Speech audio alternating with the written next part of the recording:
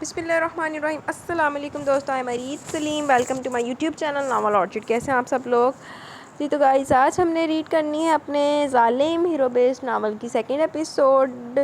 تو اس سے پہلے اگر آپ نے میرے چینل ناول آرچڈ کو سبسکرائب نہیں کیا تو سبسکرائب کر لیں اور ساتھ میں بیل آئیکن بھی پریس کر لیں تاکہ آنے والی ویڈیو آپ کو ایزیلی ملتی رہے، اور ویڈیو کو لائک شیئر کمنٹ کرنا مت بھولیں۔ اور یار کر دو 4000 پورے سبسکرائبر، 50 ہی تو رہ گئے ہیں۔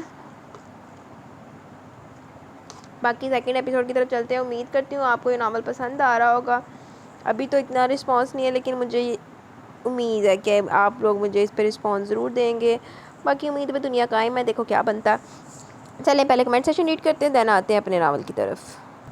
پہلا کمنٹ ہے Rimsha Nadeem Baig. Nice story, your voice is beautiful, thank you. دلوں کے بندھن سن رہی ہیں آپ رمشا؟ صحیح۔ Rimsha Nadeem Baig, I am happy Sujawal سے آل رائٹ۔ اچھا جی۔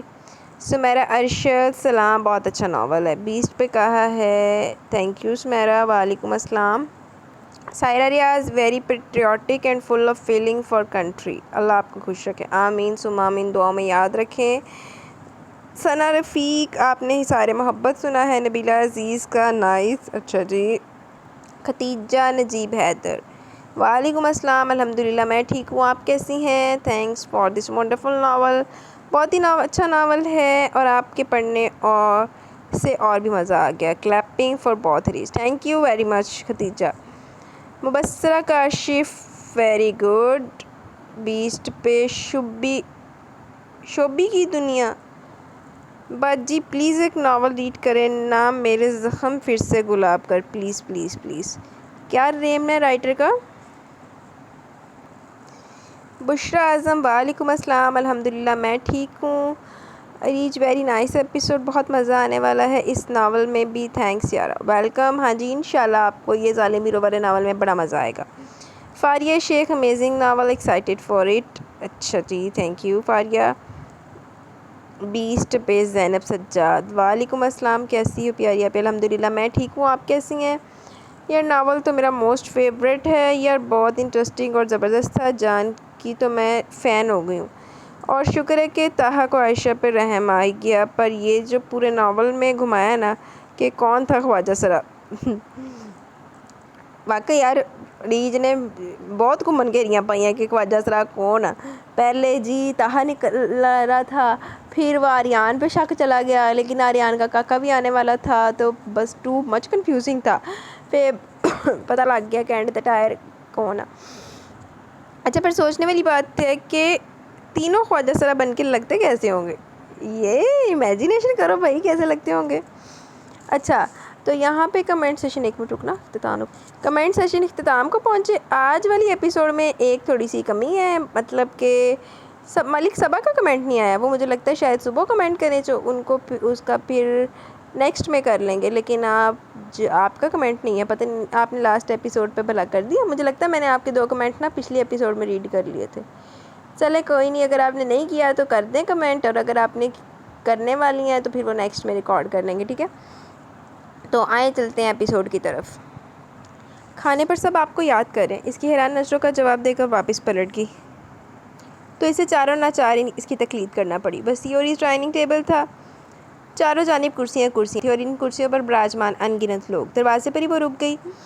اس ڈائننگ روم میں بھی بہت زیادہ تبدیلیاں ہو چکی تھی۔ پہلے اس کمرے میں ایک لمبی سی فرشی نشست بچھی ہوتی تھی اور سب کے بچے بڑے آرام سے بیٹھ کر کھاتے پیتے تھے۔ رک کیوں گئی بیٹا؟ اندر آ جاؤ، کہاں تھی تم اتنی دیر سے؟ اس کا لیا دیا سا انداز سب کو تکلف میں مبتلا کر رہا تھا۔ اسے دروازے پر رکتے دیکھ کر بڑی امی خود آگے بڑھ کر اندر لے آئیں اسے۔ بڑی امی یہ شتوت کے درخت کے نیچے بیٹھی ہوئی تھی، علیشا نے بتایا تو وہ چونک کر اسے دیکھنے لگی۔ نہیں بیٹی، جب رات ہو جائے تو درختوں کے نیچے نہیں بیٹھنا چاہیے، رات کے وقت سانپ اور جن پریت وغیرہ بسیرا کر لیتے ہیں، آئندہ رات کے وقت ادھر نہیں جانا۔ ان کی نصیحت پر اس نے بھویں اچکا کر الجھ کر ماما پاپا کی طرف دیکھا، پھر خود ہی آگے بڑھ کر ربیشہ کے ساتھ والی سیٹ پر بیٹھ گئی، تو بڑی امی شگفتہ بھابھی کو پکارنے لگی، جاؤ بہو، آذر اور شیازر کو بھی کھانے پر بلا لو۔ وہ خاموشی سے پلیٹ پر جھک گئی، تھوڑے سے چاول ڈال کر کھانے لگی، جب اس کی نظر ڈائننگ روم کے دروازے سے اندر داخل ہوتے آذر اور شیازر پر پڑی۔ دونوں بھائی ایک ہی طرح کے گرے کلفتار سوٹ میں ملبوس اور کالے رومال کندھوں پر ڈالے ہوئے تھے۔ گرمیوں کے موسم میں رومال کندھوں پر رکھنا نہ جانے کیسا فیشن تھا۔ وہ قدرے حیران ہوئی، اس اکڑے اور جاگیردانہ حلیے میں بھی وہ کل والے شیازر سے بالکل مختلف نہ تھا۔ اس کے چہرے پر خشونیت اور سرد مہری ہمہ وقت طاری رہتی تھی، بلکہ مشال کو دیکھ کر تو دو چند ہو جاتی۔ اور اس وقت بھی ایسا ہی وہ جیسے کرسی گھسیٹ کر بالکل سامنے بیٹھا، اس نے اس کا چہرہ دیکھ کر دل ہی دل میں سنا دیا، مشال بیٹا تم کچھ لے ہی نہیں رہی، یہ شامی کباب چکھو، میں نے بطور خاص تم لوگوں کے لیے بنوائے۔ اپنی پلیٹ میں تھوڑے سے چاول ڈال کر کھاتے دیکھ کر انہوں نے ٹوک دیا، پھر اس کی طرف شامی کباب کی ڈش بڑھائی۔ شکریہ، آپ تکلف مت کریں، دل چاہا تو میں خود لے لوں گی۔ وہ سب لوگ بہت اچھے تھے، بہت محبت، حلاوت اور مٹھاس بھرے لہجے میں مخاطب تھے، لیکن وہ چاہتے ہوئے بھی اپنے لہجے پر کنٹرول نہیں کر پا رہی تھی۔ ان کو جواب دیتے ہوئے بھی زبان میں تلخی در آئی تو وہ خاموش ہو گئی۔ ماما، پاپا اور ابیشا نے اس کی اس بدسلوکی پر خشمگین نظروں سے دیکھا، جنہیں منہ بنا کر نظر انداز نہ کر پائی تھی وہ۔ جلدی جلدی پلیٹ میں موجود چاولوں کے چندہ والے حلق میں اتار کر پانی کا گلاس منہ سے لگا لیا، نیپکن سے ہاتھ صاف کر کے وہ اٹھ کھڑی ہوئی۔ سب نے عجیب نظروں سے اسے دیکھا، اسے مزید 1 منٹ بھی اپنا یہاں رکنا محال لگا تھا۔ مشال، تم نے کچھ کھایا نہیں، بیٹھو میں تمہارے لیے سویٹ ڈش لاتی ہوں۔ شگفتہ بھابھی ساس کی نظروں کا مفہوم سمجھ کر اسے روکنے لگی۔ نہیں شکریہ، آپ زحمت نہ کریں، میں کھا چکی ہوں۔ اسے ناگواری کی طرح اپنی لپیٹ نے لے لیا۔ وہ کیا کوئی اپنی مرضی سے کھا بھی نہیں سکتا؟ مشال بیٹھ جاؤ، اچھی طرح کھانا کھاؤ، تم نے دوپہر کو بھی کچھ نہیں کھایا تھا۔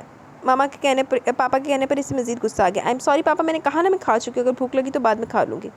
ناگواری اور بیزاری اپنے لہجے سے چھپا نہیں سکی تھی، وہ ویسے بھی اسے مسلط آتی کب تھی۔ پاپا کو جواب دے کر وہ دروازے کی جانب قدم بڑھا دیے۔ ویسے دور فٹے منہ اداں دی اولاد، گندی اولاد تے جڑے منہ نہ ہر ٹائم ہی کتے بن کے پھردی۔ مشال بہت بدل گئی ہے بھائی صاحب، بچپن میں تو یہ ایسی نہ تھی۔ بھائی جاتے ہوئے اس نے زینب چچی کو کہتے سنا، وہ سمجھ نہ پائی یہ ریمارکس اسے اس ٹائپ کے حلیے پر دیا گیا یا پھر اس کی تلخ مزاجی پر۔ چچی جان یہ ایسی تھی، آپ لوگوں سے غلطی ہوئی کہ آپ سمجھ ہی نہ سکے، ورنہ ضد، ہٹ دھرمی اور بغاوت تو پہلے بھی اس کے خون میں رچی ہوئی تھی، اب تو صرف وہ دکھا رہی ہے۔ شاہزر کی تلخ طنزیہ آواز نے رہی سے ایک اثر بھی پوری کر دی، وہ زخمی ناگن کی طرح بل کھا کر رہ گئی۔ اپنا سارا غصہ کمرے میں جا کر زور سے دروازہ بند کرنے میں لگایا، پھر نکالا، پھر جو چیز بھی ہاتھ لگتی گئی وہ تہس نہس ہوتی گئی تھی۔ اس پر قنوتیت کا دورہ پڑ چکا تھا جو مشکلوں سے اترنا تھا۔ چنگا کسی گھر جا کے تیرے سان ہی نہیں مکدے پہ۔ اگلا سارا دن اس نے سوتے جاگتے اپنے کمرے میں واک مین کانوں سے لگائے گانے سنتے گزارا۔ ابیشا اور ماما نے دونوں نے اسے 1-2 دفعہ کمرے سے باہر نکلنے کو کہا، لیکن اس کا رویہ بہت حد تک امیز تھا۔ اپنے آپ کو سمجھ کی رہی تو مشال بی بی۔ دونوں نے کانوں کو ہاتھ لگا کر توبہ کی۔ تینوں وقت کا کھانا ابیشا اس کے پاس لے آئی، اس نے صرف دوپہر کو کھایا تھا۔ وقتاً فوقتاً بڑی امی، چچی زینب بھابی، زوبیہ، ماریا، علیشا، ایشا، نیشا سب آ کر اسے بات کرنے کی کوشش کرتی رہی، لیکن مشال کا رویہ اس قدر برا اور مایوس کن تھا کہ سب نے ایک دفعہ آ کر دوسری مرتبہ کمرے میں داخل ہونے کی زحمت نہیں کی۔ ادھر ہی جتھے گند پیا نا، انہوں گند نوں اتھے پیا رہن دو، ادھر دے گند نوں بار بار کی منہ لانا جا کے۔ رات 9 بجے کے قریب ابیشا کے پرزور اسٹار پر کمرے سے باہر نکلی تھی۔ سب لوگ ٹی وی لاؤنج میں بات اور ٹی وی دیکھنے میں مگن تھے، اسے بھی ابیشا کی ضد کی وجہ سے ان کے ساتھ جا کر بیٹھنا پڑا۔ اس کو لاؤنج میں داخل ہوتے دیکھ کر پہلے تو سب نے خاص توجہ دینے کی کوشش کی، لیکن اس کی طرف سے نو کیئر کا انداز محسوس کرتے سب اپنی باتوں میں دوبارہ مگن ہو گئے۔ وہ ایک طرف بیٹھی خاموشی سے نیوز دیکھنے لگی، اچانک لاؤنج کے کونے پر پڑے ٹیلی فون سٹینڈ کی طرف دھیان گیا تو جولف کو فون کرنے کا سوچ کر ٹیلی فون سٹینڈ کی طرف آ گئی۔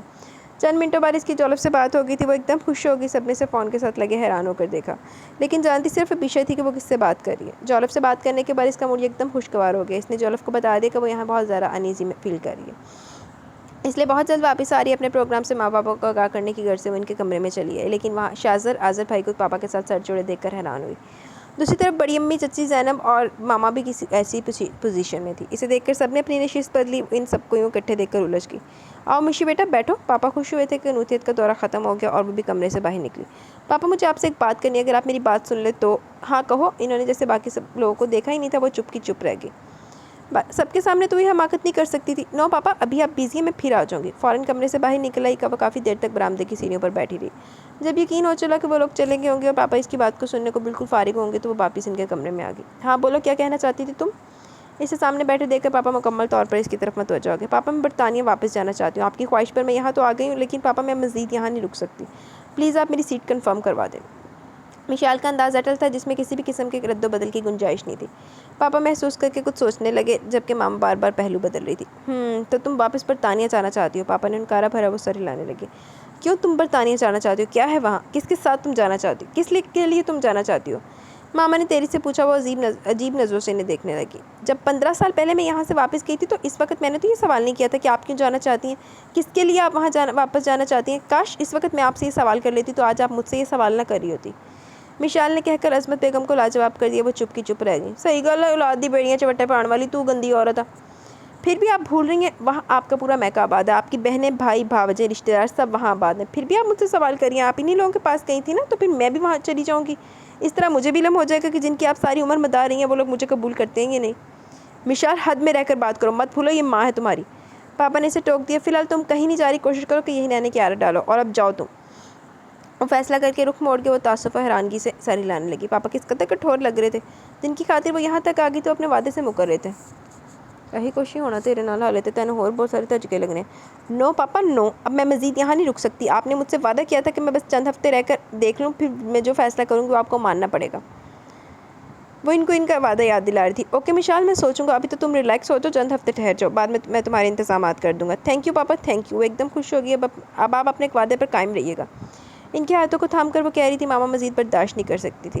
تم وہاں اس لیے جانا چاہتی ہو کہ تم اسے عیسائی جولف سے شادی کر لو. ماما کے کہنے پر وہ چپ ہوگی. جب بولی تو لہجے میں کوئی لڑکھڑاہٹ نہیں تھی. ہاں میں اس سے شادی کرنا چاہتی ہوں. یہ جانتے بوجھتے کہ وہ ایک عیسائی نوجوان اور تم ایک مسلمان لڑکی. پاپا نے بھی حصہ لیا. جی پاپا, اس کے باوجود بھی میں اس سے شادی کروں کیونکہ میں اس سے وعدہ کر چکی ہوں, اور جہاں تک اس کے عیسائی ہونے کا تعلق ہے تو پاپا میں نے آپ کو آگاہ کیا تھا کہ وہ مسلمان ہونا چاہتا ہے تمہاری خاطر, تاکہ تم سے شادی کے بعد وہ پھر اپنے مذہب کی طرف لوٹ جائے. نہیں پاپا, آپ لوگ اسے نہیں سمجھ پائے. وہ میری خاطر مسلمان نہیں ہونا چاہتا, بلکہ وہ اسلام کی حقانیت اور صداقت سے متاثر ہو کر اسلام قبول کرنا چاہتا ہے. پاپا بھی یقین کریں, اب بھی اس نے باقاعدہ اسلام قبول نہیں کیا, کلمہ نہیں پڑھا, لیکن پاپا وہ ہم مسلمانوں سے زیادہ اسلام میں دلچسپی رکھتا ہے. وہ سب برائیاں چھوڑ چکے ہیں. وہ ہمارے اسلام, ہمارے قرآن کے بارے میں جاننے کے لیے روز اسلامک لیکچر اٹینڈ کرتا ہے. ابھی تھوڑی دیر پہلے میری اس سے بات ہوئی تو بتا رہا تھا وہ کچھ دیر پہلے لیکچر لے کر ہی آیا. پاپا وہ بہت مختلف لڑکا ہے, وہ عام نوجوانوں جیسا نہیں ہے. یقین کریں کہ مجھے اسے شادی کرنا ہوتی نا تو پاپا ہم دونوں بہت پہلے کر چکے ہوتے. میں آپ کو اس کے متعلق کچھ بھی نہ بتاتی. یہ بھی نہیں کہ وہ ایک یہودن ماں اور عیسائی باپ کا بیٹا ہے. میں چاہتی تو آپ سے بہت کچھ چھپا سکتی تھی, کورٹ میرج کر لیتی, لیکن میں نے ایسا کچھ نہیں کیا, اور یہ سب نہ کرنے کی ترغیب مجھے جولف نہیں دی ہے. نہیں تو آپ کی بیٹی کب کی شادی کر چکی ہوتی. ہاں یہ سچ ہے کہ میں نے اسے شادی کی شرط ہی مسلمان ہونا رکھی ہے, اور مجھے یقین ہے کہ وہ وقت دور نہیں جب وہ مسلمان ہو جائے گا. وہ صرف مجھ سے محبت ہی نہیں کرتا بلکہ میرے بارے میں بہت سنسیئر ہے, ویسے ہی جیسے میں اس کے لیے سنسیئر ہوں. اور اب اگر میں واپس نہ گئی تو پاپا وہ بہت ڈسہارٹ ہوگا. آپ نہیں جانتے, جب میں ان برائیوں کی طرف قدم بڑھانے لگی تو اسی جولف نے مجھے گندگی سے بچا لیا, میری رہنمائی کی, میرا ہاتھ تھام کر مجھے ان برائیوں کی طرف بڑھنے سے روکا جو برطانیہ جیسے معاشرے کا ترا امتیاز ہے. پھر بھی یہ سب جاننے کے باوجود آپ کو اچھا نہیں لگتا تو پھر میں آپ کے لیے کچھ نہیں کر سکتی, کیونکہ میں اسی سے شادی کروں گی. بلکہ میری تو خواہش ہے کہ آپ لوگوں کی رضامندی سے اور آپ کی موجودگی میں سے شادی کروں. لیکن آپ راضی نہیں ہو رہے. اگر آپ راضی ہو جائیں تب بھی, اگر نہیں تب بھی میں واپس ضرور جاؤں گی, کیونکہ میں اس سے وعدہ کر چکی ہوں, اور آپ اچھی طرح جانتے ہیں کہ جو میں ایک دفعہ فیصلہ کر لیتی ہوں پھر میں کبھی بھی اس سے پھرا نہیں کرتی. آپ اچھی طرح غور ضرور کیجیے گا. اپنی بات کو کہہ کر وہ باہر نکل کے. پاپا ماما خاموش تھے. تھوڑی دیر تک ابیشہ اور دوسرے لوگوں میں بیٹھی رہی.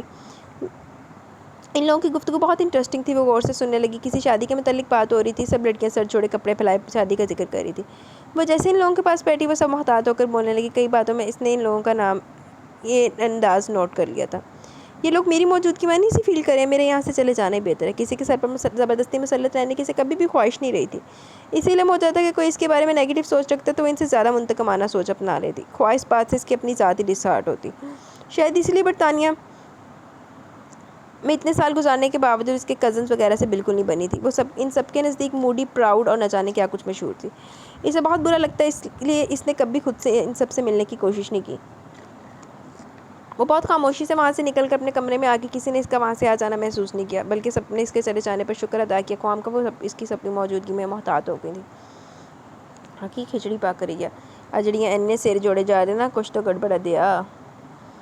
اگلا دن بہت خوشگوار تھا. صبح ہی صبح وہ ابیشہ اور علیشہ باہر کھیتوں کی سیر کو نکل آئی تھی. تقریباً ہر کھیت گنجا نظر آ رہا تھا. کتنے سارے کھیتوں میں پانی کھڑا تھا. گندم کی کٹائی ہوگی. اب کھیتوں کو دھان کی پنیری اگانے کے لیے تیار کیا گیا. جب پنیری اگ جائے گی تو دھان کی فصل کاشت کرنے کی تیاریاں شروع ہو جائیں گی.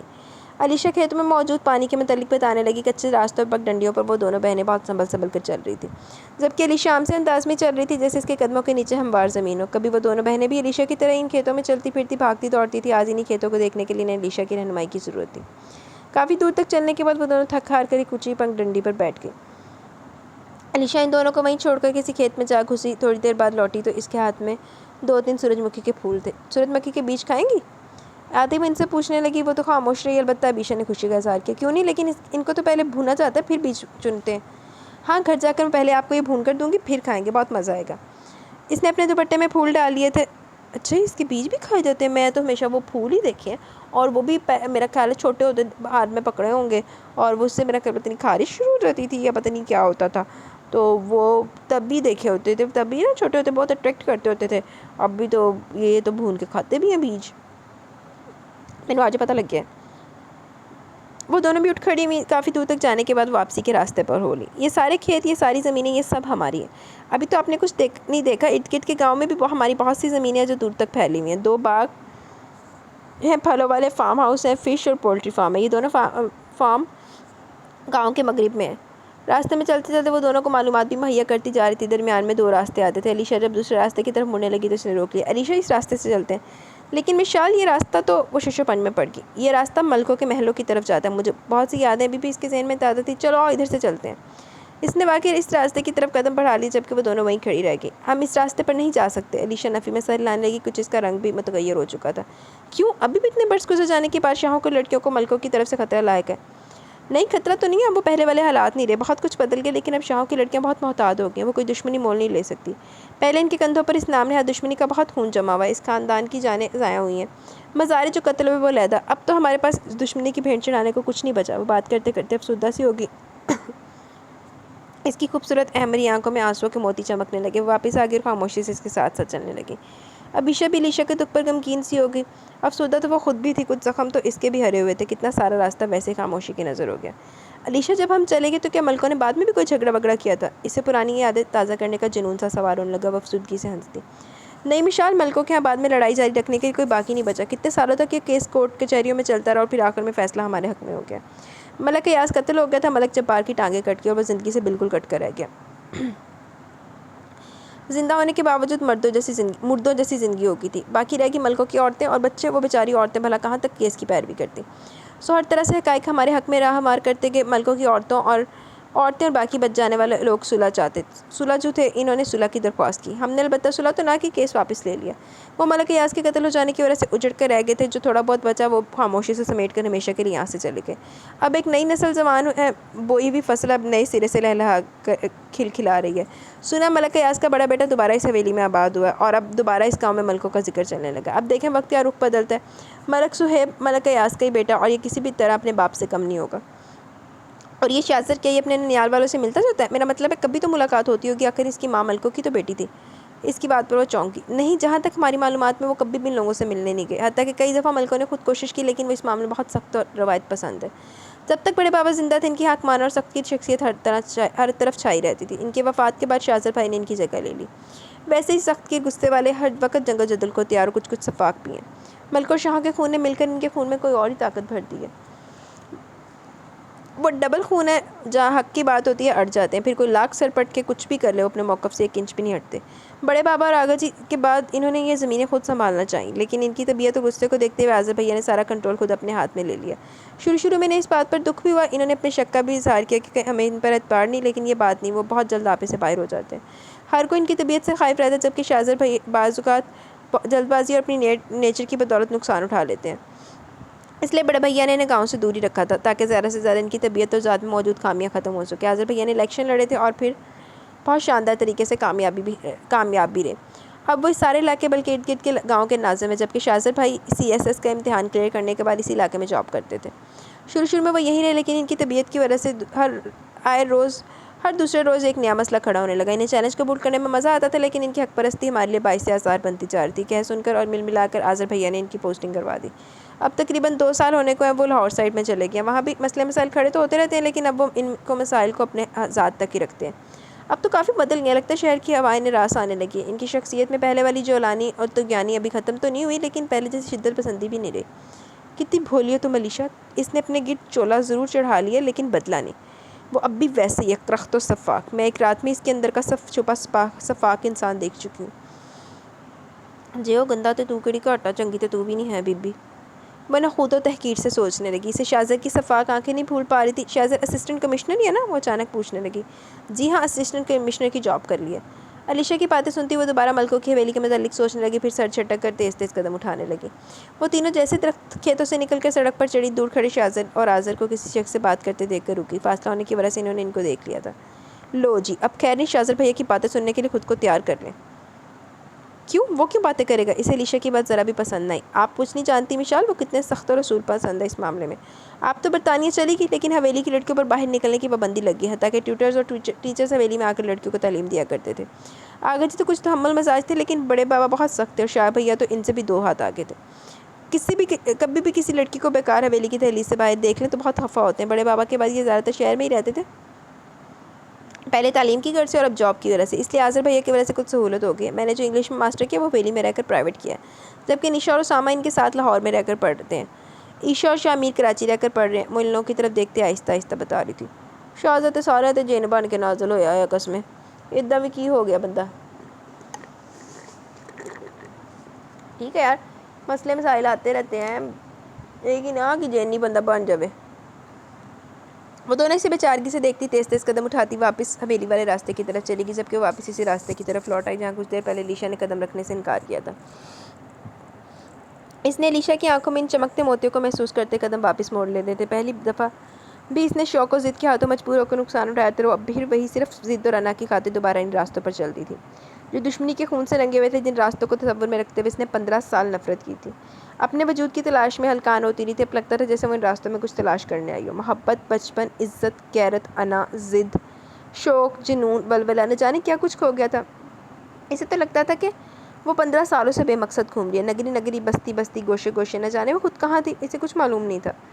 ڈھونڈتے ڈھونڈتے وہ ملکوں کے کھوہ تک پہنچ گئی۔ وہاں کھڑی دو عورتیں کنویں سے پانی نکال کر اپنی بھینسوں کو پلا رہی تھیں۔ جب اس پر نظر پڑی تو نگاہوں میں حیرت سمٹ آئی۔ وہ دونوں عورتیں حیران ہو کر اس کی خوبصورتی سے زیادہ اس کی جوانی اور حلیے کا جائزہ لے رہی تھیں۔ اس کے پاؤں میں سفید جوگر تھے، وہ لکی اسکن کلر کی ڈھیلی ڈھالی شرٹ اور وول کی میں رکھا اور بلیک ٹراؤزر پہنے ہوئے تھی، البتہ اسکارف گلے میں رسی کی طرح لپٹا ہوا تھا۔ وہ دونوں عورتیں اسے دیکھ کر ایک دوسرے سے سر جوڑ کر باتیں کرنے لگی۔ اسے بہت اچنبھا ہوا، وہ خاموشی سے کنویں کی جنوب کی طرف بنی تنگ و تاریک گلی میں گھس گئی۔ تلاش میں سیار کے بعد اسے ایک گھر مل ہی گیا۔ اس ٹوٹے پھوٹے گھر کے دروازے پر دستک دیتے اس کا دل دھڑک رہا تھا۔ وہ انتظار کرنے لگی۔ چند منٹ بعد ایک بوڑھی عورت باہر آئی۔ اپنے گھر کے سامنے ایک شہری میم کو استادہ دیکھ کر وہ جس قدر حیران ہو سکتی تھی وہ حیران ہوئی۔ آپ زرینہ کی والدہ ہیں؟ عورت کی اشتیاق بھری نظروں سے جھجکتے ہوئے وہ اس سے پوچھنے لگی تو اس نے سر ہلا دیا۔ میں مشال ہوں، شاہ کمال کی بیٹی۔ کئی سالوں کے بعد ہم اس گاؤں میں آئے۔ تہمینہ اور زرینہ میری دوست تھیں، میں نے سوچا کیوں نہ ان سے مل لوں۔ اس دفعہ بھی اس عورت نے بہت غور سے اسے سرتا پا دیکھا، جیسے اسے پہچاننے کی کوشش کر رہی ہوں۔ چند منٹ بعد اور دیکھنے کے بعد اسے اندر آنے کا کہہ کر خود آگے آگے چلنے لگی۔ ادھر بیٹھو۔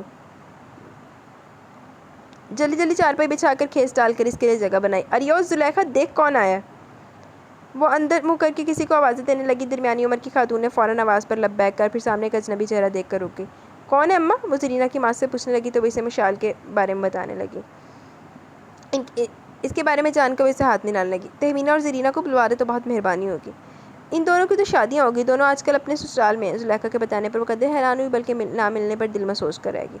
کب ہوئی دونوں کی شادیاں؟ زلیخا کچھ پڑھی لکھی لگتی تھی، انداز بھی اچھا، خوبصورت، مدھر و شیریں۔ وہ اس کے پاس ہی بیٹھ کر باتیں کرنے لگی۔ 4-5 سال ہو گئے شادی کو، اب تو دونوں کے 3 بچے بھی ہیں۔ اچھا، اسے تعجب ہوا کہ اتنی جلدی دونوں کی شادی ہو گئی تھی، بلکہ 3 بچے بھی۔ لو بیٹی یہ دودھ پیو۔ زرینہ کی والدہ نے اس کے لیے فوراً دودھ کا گلاس بھر لائی۔ اسے شرمندگی نے آ گھیرا۔ آپ نے خواہ مخواہ تکلف کیا۔ دودھ کا گلاس تھام کر پینے لگی۔ زرینہ کی بھابھی اور اماں دونوں کبھی اس کے خوبصورت ہاتھوں کو دیکھتی اور کبھی اس کے سرخ و سفید نین نقوش سے مرتعش چہرے کو۔ وہ سراپا حسن تھی، دیکھنے والوں کو سیکنڈوں میں مدہوش کر دیتی تھی۔ آپ بہت خوبصورت ہیں۔ کبھی بڑوں سے شاہوں کی لڑکیوں کی خوبصورتی کے تذکرے تو سنے تھے، لیکن یہ آج آپ کو روبرو دیکھا تو یقین آ گیا، واقعی حسن تو بٹا پڑا ہے تم لوگوں میں۔ اس کی بات پر وہ مسکراتی رہی جیسے روٹین کی بات ہو۔ زلیخا بہت اچھی اور میٹھی باتیں کرتی تھی۔ وہ کتنی دیر تک باتیں کرتی رہی۔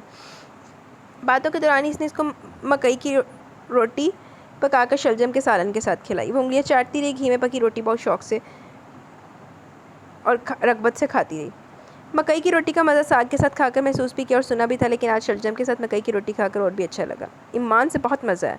مجھے نہیں شلجم پسند، میں نے شلجم کبھی نہیں کھائے، گونگلو میں نہیں کھاتی، مجھے اچھے نہیں لگتے۔ میں موسٹلی سبزیاں ایسی ہیں میں نے زندگی میں کبھی نہیں کھائی۔ لسی کا گلاس چڑھاتے وہ ان کے خلوص کی کھلے دل سے تعریف کرنے لگی۔ کتنی دیر تک وہ ان کے گھر میں رہی، کسی قسم کا خوف اور ڈر دل میں نہ تھا۔ زلیخا زرینہ اور تہمینہ کی شادی کی تصاویر لے آئی تو وہ انہیں دیکھنے لگی۔ باتوں باتوں میں وقت بیتنے کا احساس ہی نہ ہوا۔ ویسے بھی گھر میں اس وقت کوئی مرد موجود نہ تھا، دونوں ساس بہو ہی تھیں، اس لیے سے کوئی پریشانی بھی نہیں ہوئی۔ کافی وقت گزارنے کے بعد اچانک اس کی نظر کلائی میں موجود گھڑی پر پڑی تو چونک کر کھڑی ہو گئی۔ وہ ضد میں چلی تو آئی تھی، لیکن حویلی والے اس کے بارے میں بالکل بے خبر تھے وہ کہاں آئی ہے، جبکہ گھڑی اب 10:30 بجا رہی تھی۔ اسے ڈر تو کسی کا بھی نہیں تھا، لیکن پھر بھی اسے مزید رکنا سہانے روئی لگا۔ اب میں چلوں کہ کافی دیر ہو گئی ہے۔ دونوں ساس بہو نے دوبارہ آنے کا وعدہ لے کر اسے جانے کی اجازت دے دی۔ جاؤ لقمان، بی بی کو حویلی کے اندر تک چھوڑ کر آنا۔ زلیخا نے اپنے 10-11 سالہ بچے کو چلتے وقت اس کے ہمراہ کر دیا۔ وہ لڑکے کی ہمراہی میں کھیتوں کی جانب سے جانے کی بجائے سڑک پر ہو لی۔ ابھی تھوڑے فاصلہ ہی طے ہوا تھا کہ جب سامنے سے آتی گاڑی کے ہارن پر دونوں رک گئے۔ وہ ایک طرف ہو کر چلنے لگی جبکہ بچہ بھاگ کر گاڑی کی طرف کیا۔ سلام چھوٹے ملک جی۔ ہاتھ ماتھے تک لے جا کر اسے سلام کر رہا تھا۔ وہ گردن موڑ کر گاڑی میں موجود شخص کو دیکھنے لگی۔ کافی زبردست پرسنالٹی تھی، وہ بھی اسے دیکھ رہا تھا۔ نظریں ملنے پر اس نے فوراً اسمائل پاس کی۔ مشال کے خوبصورت چہرے کے تاثرات کشیدہ ہونے لگے۔ اسے اس کی گستاخی ذرا بھی نہ بھائی۔ وہ بچے سے کچھ پوچھ رہا تھا، اس نے توجہ دینے کی زحمت نہ کی۔ وہ 1-2 منٹ رک کر گاڑی آگے بڑھا لے گیا اور بچہ پھر اس کے ساتھ ساتھ چلنے لگا۔ کون تھا یہ؟ ہمارے تجسس کے وہ اس سے پوچھنے لگی۔ یہ ملک ایاز کا بڑا بیٹا، اب ملک دوبارہ گاؤں آ گئے ہیں، وہ پرانی حویلی میں رہتے ہیں۔ وہ پھولے سانس میں بتا رہا تھا۔ وہ باقی راستہ چپ ہی رہی۔ تیز تیز چلتے جیسے ہی وہ حویلی کے پاس پہنچی تو گیٹ پر شاذر کو ادھر سے ادھر ٹہلتے دیکھ کر رک گئی۔ اچھا اب تم جاؤ۔ پہلے اس نے بچے کو چلتا کہ پھر سہم سہم کر قدم اٹھا دی۔ حویلی کے داخلی دروازے کی طرف بڑھنے لگی۔ کہاں تھی تم؟ وہ جیسے ہی حویلی کے گیٹ کے پاس پہنچی وہ اس کے سامنے آ گیا۔ کہاں ہونا چاہیے تھا مجھے؟ اس کے متفکر سرخ الجھے پریشان چہرے کو دیکھ کر اسے بہت سکون ملا تھا۔ اسے لگا وہ برسوں کی پیاس مٹنے لگی۔ اسے زج کرنے کو الٹا سوال کر دیا۔ لاکھ لعنت پھر تیرے تھے، انہوں غصہ زیادہ تو آپ پچڑا نہیں ہے، لعنتی عورتیں، بے غیرت۔ Shut up! وہ چیخ اٹھا۔ کہاں تھی تم؟ مارے تیش کے وہ لال بھبوکا ہو رہا تھا، سانسیں پھولی ہوئی تھی۔ وہ مسکرانے لگی۔ کوئی اور ہوتی تو اس وقت شاذر کا غصہ دیکھ کر بے ہوش ہو چکی ہوتی۔ اس کے سامنے تو بڑے بڑوں کی سٹی گم ہو جاتی تھی۔ ملکوں کے محلے میں گئی تھی۔ اس کے غصے کو نظر انداز کر کے اس نے تاک کر ایک اور نشانہ لگایا۔ وہ تڑپ اٹھا، اسے دیکھا جس کے لب پر جاندار سی مسکراہٹ کھیل رہی تھی۔ کیوں گئی تھی تم وہاں اور کس سے پوچھ کر گئی تھی؟ شاذر کا بس نہیں چل رہا تھا کہ اس الٹے دماغ والی سرپھری لڑکی کا دماغ ٹھیک سیدھا کر دے۔ میری مرضی، میں اپنی مرضی کی مالک ہوں۔ ویسے بھی وہاں جانے کے لیے مجھے کسی کی اجازت درکار نہیں، خاص طور پر تمہاری تو بالکل نہیں۔ وہ آج اس منتقم مزاج شخص سے تھپڑ کا بدلہ لے لینا چاہتی تھی۔ آنکھیں گاڑ کر کہہ رہی تھی۔ شاذر بلبلا اٹھا۔ تمہاری مرضی کی تو ایسی کی تیسی، وہاں جانے کے لیے تمہیں سب کی اجازت کی ضرورت ہے۔ وہ دشمن ہے ہمارے۔ اس کے سامنے وہ جم کر کھڑی تھی۔ وہ مشکل اپنے کھولتے دماغ کو کنٹرول کر رہا تھا۔ مشال مسلسل مسکراتی رہی۔ وہ نہ جانے کیا تھی، بڑی زہریلی مسکراہٹ تھی اس کی۔ اچھا، حیرت کی بات ہے، ننیال والے تمہارے بھی دشمن ہیں؟ وہ اس کی ذات کو اچھالتی استہزائیہ ہنسنے لگی۔ اس کا انداز مانی خیز تھا۔ اس کی آنکھوں اور لہجے میں چھپی کاٹ اور مانی خیزی شاذر کو پاگل کر دینے کو کافی تھی۔ وہ اس کو اس استہزائیہ ہنسی اور طنزیہ بات پر خشمگین نظروں سے گھور رہا تھا۔ چلو دونوں ایک دوسرے سے چٹا مارو پھاڑ کے۔ چول جی۔ ہاں وہ ہم سب کے دشمن ہے، اور جو بھی ہماری حویلی کی عزت پر نگاہ ڈالے گا وہ میرا بھی دشمن ہے، سمجھ گئی تم؟ تمہیں اپنا آپ دکھانے کا ذرا شوق ہے تو چلی جاؤ اسی دیس میں، وہاں تمہیں ہاتھوں ہاتھ لیا جائے گا۔ یہ تمہاری پہلی غلطی نہیں ہے، لیکن میں پھر بھی معاف کر رہا ہوں۔ کان کھول کر سن لو مشال بی بی، آئندہ تم نے بغیر پوچھے بتائے حویلی کی چوکھٹ سے باہر قدم بھی نکالا تو کاٹ کر رکھ دوں گا تمہاری ٹانگیں۔ Shut up! اپنی زبان کو لگام دو اور لہجے کو بھی کنٹرول میں رکھو۔ تم بھی کان کھول کر سن لو، مجھے کبھی بھی جانے کے لیے تمہاری اجازت درکار نہیں ہے۔ میں جاؤں گی جہاں بھی میرا دل چاہے گا۔ روک سکو گے تو روک لینا، میں بھی دیکھتی ہوں کتنے ترم خان ہو تم، اور یہ اپنی ٹانگیں توڑنے والی دھمکی بھی کسی اپنی جیسی کے لیے سنبھال رکھنا، ایسی گدڑ پھپکیوں سے میں ڈرنے والی نہیں ہوں۔ اس نے بھی مشتعل ہو کر جوابی کارروائی کی۔ دونوں مقابل تھے، ایک دوسرے کی نفی کرتے، دونوں سب کچھ فراموش کر رہے تھے، تاک تاک کر وار کرتے ساری حدیں پار کر رہے تھے۔ لاکھ دی لعنت پھر دونوں دیوتے۔ چپ کرو تم، شاذر اور مشال تم اندر چلو۔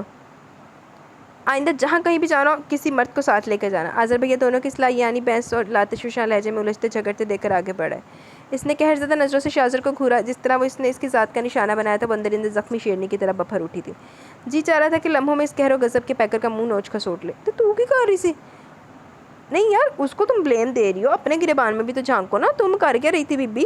تو بھی تو انہوں زیچی کر رہی سی، پھر اگو تیرے ادھر ہی جواب سننے ملنے سی۔ دیکھو میری اچھی بہن، سمجھنے کی کوشش کرو، ملک دوبارہ گاؤں چلے آئے ہیں۔ اگر پرانی دشمنی چلانے لگے تو ایک دفعہ پھر تاریخ دہرائی جائے گی، اور ہم نہیں چاہتے کہ اس لیے ہماری اچھی بہن احتیاط لازم ہے۔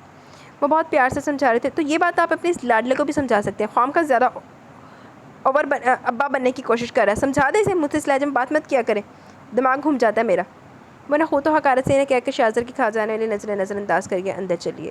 وہاں سب بے تابی سے اس کے منتظر تھے۔ کہاں تھی تم؟ ماما اسے دیکھ کر پوچھنے لگی۔ وہ چپ رہی، یوں لاؤنج میں صوفے پر گری جیسے میلوں کی مسافت طے کر آئی ہو۔ شاذر نے اس کے کردار کی دھجیاں بکھیری تھی، وہ کیسے برداشت کر لیتی؟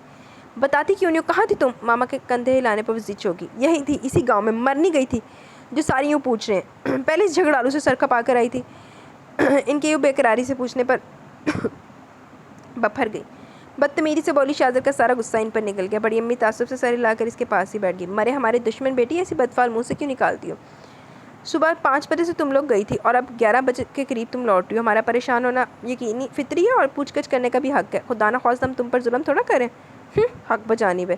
سب کے ہوش اڑے ہوئے جیسے میں بھاگ گئی تھی، اور وہ دھانسو اجڑ کون ہوتا ہے وہ جو مجھ پر اتنا روب جماتا ہے؟ بڑی امی سے سمجھا لے، وہ میرا باپ نہیں ہے جو میری ٹانگیں توڑے گا، یہ میری ذات کو انوالو کرے گا۔ مائی فٹ، نان سینس، بد نصیب انسان۔ وہ تپی ہوئی تھی، اندر اتنی تپش تھی، ایسے آگ لگی ہوئی تھی کہ وہ کسی کی پرواہ کیے بغیر جو منہ میں آیا کہہ رہی تھی۔ شاہزر اور رازر دونوں اندر آ رہے تھے، دروازے پر اس کی خوش کلامی سن کر خاصے چسپس ہوئے۔ بڑی امی متاثر سے دیکھتی رہی، پھر شاہزر کا دفاع کرنے لگی۔ اس کا انداز ہی ایسا، تم برا کیوں مانتی ہو؟ تم نہیں ہو نا، اس لیے زیادہ محسوس کرتی ہو، نہیں تو وہ سب لڑکیوں کو ڈانٹتا ہے، اس لیے تمہیں بھی کچھ کہہ دیا ہوگا۔ بڑی اماں اسے ساتھ لگا کر پیار کر سے کہہ رہی تھی، جبکہ ماما باقی سب بالکل خاموش تھے۔ پھر بھی آپ اسے کہہ دیں، حد میں رہے اپنی، آپ کو نہیں پتا وہ مجھے دیکھتا کیسے، نہ لحاظ نہ مروت، جیسے آنکھوں سے تو نکل جائے گا۔ اتنی عام ہوں نا، میں بچی نہیں ہوں جس کی نظروں کا مفہوم نہ سمجھ سکوں، وحشی درندہ کہیں کا۔ وہ جانتی نہیں تھی وہ وحشی درندہ بھی اسی کمرے میں، وہ اس کی ساری باتیں سن کر لڑکیوں کو بٹوں کے اندر منہ چھپا کر مسکراتے دیکھ کر اس کی خوش گفتاری پر تل ملا رہا ہے۔ جس کو چاہے جو مرضی کہ، جسے چاہے جیسے دیکھے، میری بلا سے میں اس کی آنکھیں، یہ لہجہ، یہ رویہ ایک منٹ برداشت نہیں کروں گی۔ مائی گاڈ، اس لہجے میں تو کبھی پاپا نے بھی مجھ سے بات نہیں کی، اور وہ چلا مجھ پر حق جمانے، ایڈیٹ۔ وہ تن فن کرتی بڑی امی کا بازو جو کہ اس کی کمر کے گرد لپٹا ہوا تھا ہٹا کر جیسے اٹھ کر پلٹی، سامنے شاہزر کو دیکھ کر رکی۔ وہ گیس بھری آگ برساتی نگاہوں سے اسے دیکھ رہا تھا۔ اس نے سر جھٹکا، پھر تمس کھرانا نظر حاضرین پر ڈالتے ہوئے بڑی امی سے کہنے لگی، دیکھ لیا آپ نے، ان نظروں سے کبھی اس نے علیشا، عیشا، نیشا، ماری اور زبیہ کو تو نہیں دیکھا ہوگا، کیوں میں سچ کہہ رہی ہوں نا؟ وہ بدتمیزی کی حد کرتے ہوئے بڑی امی سے مخاطب تھی۔ بڑی امی کی کیفیت ایک سرپرست کی سی تھی، کسی کی مجال نہیں تھی کہ ان کے شان میں گستاخی کی کر جائے، لیکن وہ بدتمیزی کی حد پار کرتی جا رہی تھی۔ ماما کو بے پناہ غصہ ہے، فوراً آگے بڑھ کر اس کا بازو دبوچا۔ شاہزر نے بمشکل اپنے ہاتھ کو بند کیا۔ یہ کیا بدتمیزی ہے مشال، چھوڑے میرا بازو۔ اس نے سر جھٹکتے اپنا بازو چھڑایا، بے بسی سے انہیں دیکھا۔ آج انہی کی وجہ سے وہ اتنی بے عزت و ہلکی ہو گئی تھی۔ آئندہ میرے معاملے مت بولیے گا، یہ سب کی ذمہ دار صرف آپ ہیں، اور اب آپ کو کوئی حق نہیں کہ آپ میری ذات میں خامیاں تلاش کریے، میرے کردار کی دھجیاں بکھیرنے والوں کی لائن میں کھڑی ہو کر مجھ پر انگلیاں اٹھائیں۔ کوئی حق نہیں آپ کو، کچھ نہیں لگتی آپ میری، کچھ نہیں، سن لیا آپ نے؟ وہ تنفر و بے بسی سے پھولی سانسوں سمیت انہیں کہہ رہی تھی۔ نہ جانے اس سمے سے کیا ہو گیا تھا، وہ ہذیانی انداز میں چیخی تھی، پھر تیزی سے بھاگ کر سیڑھیاں عبور کر کے اپنے کمرے میں آ کر بستر پر گرتے ہی آنسو بہنے کو بےتاب ہو گئے۔ ابیشہ بھی اس کے پیچھے چلی آئی۔ اس نے کمرے میں اندر داخل ہوتے دیکھ کر فوراً بستر کی چادر سے اپنے آنسو صاف کیے، آنکھوں کو خشک کر کے اٹھ بیٹھی۔ وہ نہیں چاہتی تھی ابیشہ سے روتے دیکھے، اس نے ہمیشہ مشال کو خوش آنکھیں اور سرد لہجے میں دیکھا تھا، وہ اپنا یہ تاثر بھی برقرار رکھنا چاہتی تھی۔ اب خدا کے لیے تم میرا دماغ چاٹنے مت بیٹھ جانا، پہلے اس اجڑ جاہل نے پلپلا کر کے رکھ دی ہے۔ وہ کچھ بولنے کے لیے منہ کھولنا ہی چاہتی تھی کہ اس نے حد بندی کے طور پر ہاتھ جوڑ کر اسے چپ کروا دیا۔ اوکے، میں کچھ نہیں بولتی، لیکن آپ خود سوچیں کہ آپ کا یہ رویہ مناسب تھا؟ کتنی بدتمیزی سے آپ نے بڑی امی سے بات کی، کیا سوچتے ہوں گے وہ لوگ؟ چپ کرو بیشپ، پلیز تم ان لوگوں کی حمایت مت کرو، ان کے ساتھ مت ملو، میں تمہاری بہن ہوں۔ جی ہاں، آپ میری بہن ہیں، یہی محسوس کر کے ہر وقت شرمندہ ہوتی رہتی ہوں، لیکن آپ کو کیا، آپ اپنی ذات سے باہر نکل کے کچھ دیکھیں تو محسوس کریں۔ آپ تو وہ کریں گی جس سے ہمیں تکلیف ہوگی۔ نہ جانے ماما نے کیوں یہ سب کیا، کیوں اتنے بیج بوئے کہ آج تکلیف سے کراہ بھی نہیں سکتے۔ کاش واپس جانے سے پہلے سوچ لیتی کہ آپ اس طرح کا رویہ نہ اپناتی۔ آپ کا بھی بہت قصور ہے، خود کو بدلیں۔ ہاں ہاں، میرے قصور ہے، میں ہی بری ہوں۔ تم ایسا کرو، مجھ سے ہر تعلق توڑ لو، اللہ کا واسطہ یہاں سے جاؤ، سکون لینے دو، جان چھوڑ دو میری، میں جیسی بھی ہوں ٹھیک ہوں۔ نہیں چھوڑ سکتی میں آپ کو تنہا، مان کیوں نہیں لیتی؟ آپ جو بھی کر رہی ہیں غلط ہے۔ آج ہی کے واقعے کو لینے کس قدر پریشان ہوئے ہم لوگ، ہمیں باہر جانے کا کہہ کر، نہ جانے آپ کہاں گئی تھی۔ جب ہم حویلی لوٹے تو بڑی امی ہم دونوں کو تنہا دیکھ کر آپ کی بابت پوچھنے لگی، ہمارے سچ سچ بتانے پر پریشان ہو کیوں رہے ہیں؟ اسی وقت آذر بھیا اور شاہزر بھائی بھی پہنچ گئے۔ انہوں نے سب سن لیا۔ 2 دفعہ آذر بھائی خود باغ میں گئے تھے، لیکن آپ وہاں ہوتی تو انہیں ملتی۔ ہم اتنے پریشان تھے، اور ہم پھر آپ کی تلاش بجا تھی۔ شاہزر بھائی اس قدر ٹینس تھے، اور آپ نے نہ جانے انہیں کیا کچھ کہہ دیا۔ اس کی بات سن کر وہ چپ لیٹی رہی، شاہزر کی حمایت کرنے پر ہونٹ کو چلنے لگی۔ شاہزر کو تیش دلا کر نہ جانے اس کی کس حس کو تسکین پہنچی تھی، البتہ اس کی انا ضرور سرمست تھی۔ وہ بظاہر بہت مطمئن مسرور تھی کہ وہ اس شخص کو نیچا دکھا کر آئی ہے، جس نے اس پر بلا وجہ ہاتھ اٹھایا تھا، اس کے کردار پر انگلی بلند کی تھی، لیکن ماما کی وجہ سے اس کی ساری خوشی مانت پڑ گئی۔ وہ زخمی ناگن بن گئی تھی، ماما ہمیشہ اس کی راہ کا پتھر بن جاتی تھی، ابھی سے یہ قبول نہیں تھا۔ یار میری بات سنو، پہلے جڑی تینوں چنڈ پئی وہ بھی تیرے کرتوتاں دی ورت پئی، اپنی زبان نہیں دیکھی تو، کتے وگر زبان ہے تیری، اگے زبان تے کتا بن لینی تو، ٹھیک ہے؟ وہ اس کا رویہ تمہارے ساتھ جیسا بھی ہے تو تم انسان کی بچی بن جاؤ، نہیں وہ ویسا رویہ رکھے گا، لعنتی عورت، مجھے زہر لگتی ہیں ایسی عورتیں۔ وشال اپی اسے مسلسل چپ دیکھ کر ابیشہ نے اس کا کندھا جھنجھوڑا۔ پلیز ابیشہ، مجھے اکیلا چھوڑ دو۔ اس نے سختی سے اس کا ہاتھ جھٹک دیا۔ مسٹر شاہزر جہازیب، تم نے کیا سمجھ کر مجھ پر ہاتھ اٹھایا تھا؟ اتنی ارزاں نہیں ہوں کہ اپنے کردار پر انگلی اٹھانے والے کو معاف کر دوں۔ بے فکر ہو، میں اتنی جلدی تو تمہیں نہیں بخشوں گی، بہت پچھتاؤ گے تم۔ ابیشہ کے چلے جانے کے بعد وہ شاہزر کے تصور سے ہم کلام تھی۔ جا ہوئی جا چھتر و چھتر، لعنتی عورت۔ دن کی شروعات کے برعکس و خلاف توقع باقی سارا دن اس کا موڈ بہت خوشگوار تھا۔ وہ سارا دن اپنی بدتمیزی بھلائے شگفتہ بھابھی کے ساتھ باتیں کرتی رہی، تو کبھی علیشہ اور عیشا کے، اس کی سب بہنوں سے۔ یہ سب اس کے پل پل بدلتے موڈز پر حیران تھی، اور کچھ خائف بھی۔ صبح وہ جسی بدتمیزی بڑی امی سے کر بیٹھی تھی، اور بعد میں اس نے اپنی بدتمیزی کے لیے معذرت بھی کر لی تھی، اور اس کا معافی مانگ لینا باقی سب کے ساتھ ماما پاپا کو بھی حیران کر گیا۔ سب لڑکیاں جھجکتی سے گفتگو کرنے پر مجبور تھی۔ جبکہ کدھر گئی عبیشہ بہت خوش تھی کہ جس کی جھگڑالو ڈپریس رویہ بھول بھال کر خوش مزاجی کا مظاہرہ کر رہی تھی. جیسے رات ہوئی وہ بے تحاشا عورتوں سے حویلی کے صحن بھر گیا. ارے یہ اتنی ساری عورتیں حویلی میں کیا کرنے آئی ہیں؟ اپنے کمرے کی کھڑکی کھولے وہ نیچے صحن میں دیکھ رہی تھی. پھر باہر نکل آئی. نیچے آئی تو وہاں سے گزرتی نشا سے پوچھنے لگی. ڈھولک بجانے. وہ بہت مصروف انداز میں جواب دے کر صحن میں چلی گئی. مارے تجسس کے وہ بھی باہر کی طرف لپکی. نشا ملازماؤں سے صحن میں دریاں بچھوا رہی تھی. سب چادریں بچھا دینے کے بعد ملازمائیں کرسی اور موڑے پر لا کر رکھنے لگیں. پھر عورتیں ان بچھی چادروں پر بیٹھنے لگیں. ان کے بیٹھنے کے بعد گھر کے مکین بھی وہاں رکھی کرسیوں پر بیٹھنے لگے. ایک عورت ڈھولک بجانے بیٹھ گئی اور دوسری چمچ. باقی چند عورتیں تالی کی تھاپ ڈھولک کے لیمپ سے ملانے لگی. کسی نے اپنی میٹھی سریلی گنگنادی کو جیسی آواز میں گانا شروع کر دیا. ساری حویلی اس خوبصورت و مد بھری سریلی آواز کی لے میں ڈوبنے لگی. وہ خود بخود ان کی طرف کھینچتی چلے گی. 15 سالوں بعد اس نے کوئی ایسا منظر دیکھا تھا. اتنا مکمل و بھرپور پرجوش و سحر انگیز. ڈھولک کی تھاپ گانے کے لیے لے دل کی آواز بن گئی. وہاں دری پر بیٹھی علیشہ، عیشا، نیشا اور عبیشہ نے اسے اپنے پاس جگہ دی. علیشہ حویلی میں کوئی فنکشن ہے کیا؟ وہ آہستگی سے علیشہ سے پوچھنے لگی تو اس نے تالی بجاتے ہاں میں سر ہلا دیا. وہ منتظر رہی تھی وہ مزید کچھ بتائے، کم از کم فنکشن کی نوعیت کے بارے میں، لیکن وہ کافی دیر تک نہ بولی. البتہ وہاں موجود عورتیں پلٹ پلٹ کر اسے دیکھ رہی تھی. پھر ایک دوسرے کے کان میں کچھ کہنے لگی.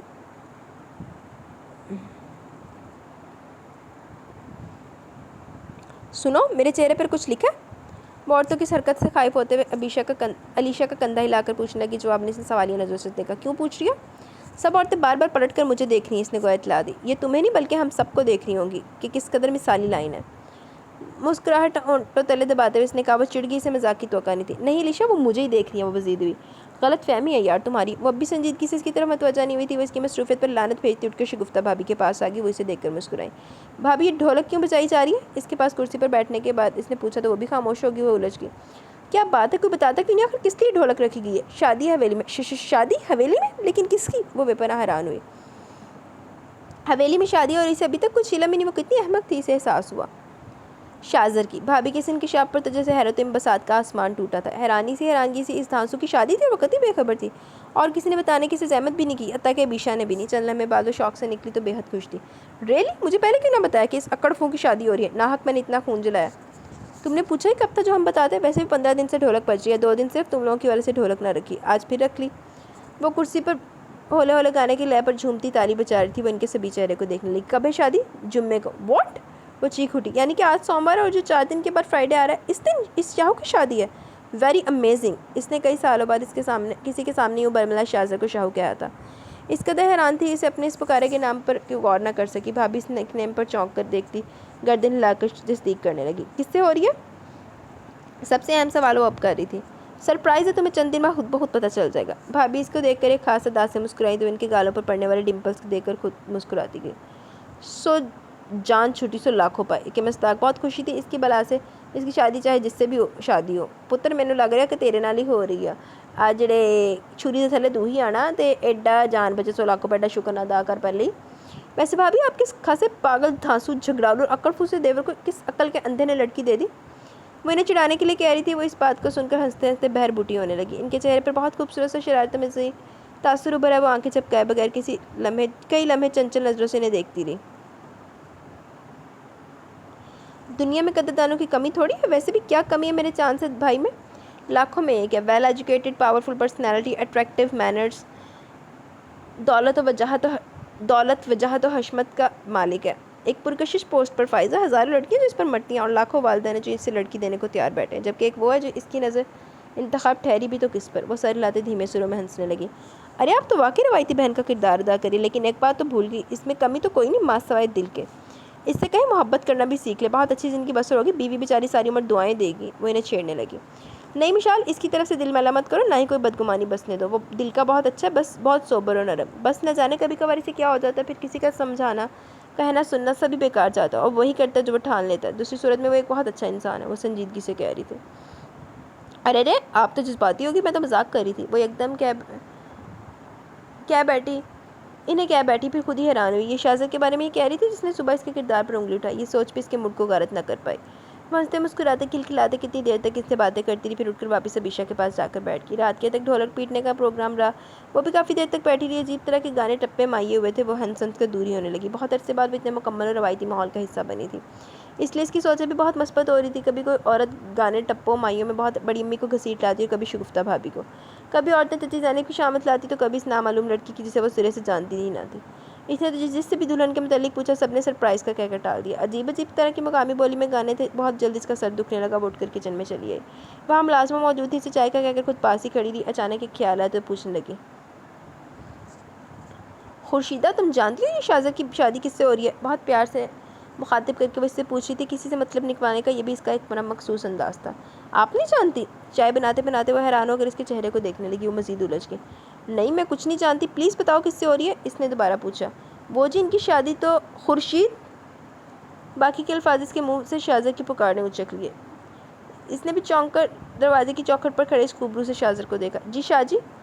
وہ فوراً حکم ماننے کو تیار تھی چائے چھوڑ کر۔ جاؤ میرے کمرے میں ٹیبل پر موبائل پڑا وہ لے آؤ۔ مشال حیران ہو کر اسے دیکھ رہی تھی کہ باہر کتنی ساری ملازمائیں تھیں، وہ کام کسی سے بھی کہہ سکتا تھا، خاص طور پر خورشیدہ کو کہنا اسے مشکوک کر گیا۔ خورشیدہ اسے چائے کا خیال رکھنے کا کہہ کر باہر نکل گئی۔ اس کے جاتے شاہزادے نے بھی دروازے کی دہلیز چھوڑ دی۔ پھر جتنی دیر اس نے چائے بنا کر اپنے لیے کپ میں ڈلی، خورشید بھی چلی ہے۔